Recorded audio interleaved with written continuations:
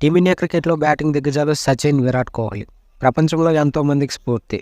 బ్యాటింగ్లో దాదాపు అన్ని రికార్డ్స్ వీరి ఖాతాలోనే ఉన్నాయి. దేశంలోనే కాదు, ప్రపంచవ్యాప్తంగా వీరి క్రేజ్ నెక్స్ట్ లెవెల్లో ఉంటుంది. వీరి తరువాత కపిల్ దేవ్, సునీల్ గవాస్కర్, గంగూలీ, సెహ్వాగ్, అనిల్ కుంబ్లే, రోహిత్ శర్మను స్ఫూర్తిగా తీసుకుని క్రికెట్లోకి అడుగు పెడతారు.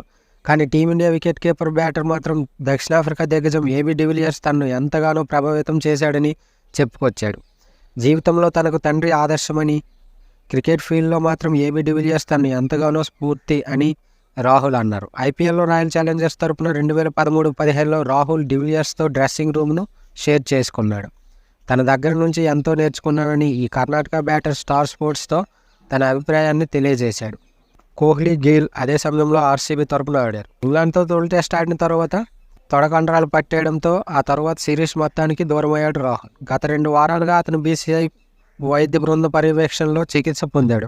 మరి రాహుల్ వ్యాఖ్యలపై మీరేమనుకుంటున్నారో కామెంట్లో తెలియజేయండి. మరిన్ని వీడియోల కోసం మన ఛానల్ని లైక్ చేయండి, షేర్ చేయండి, సబ్స్క్రైబ్ చేయండి.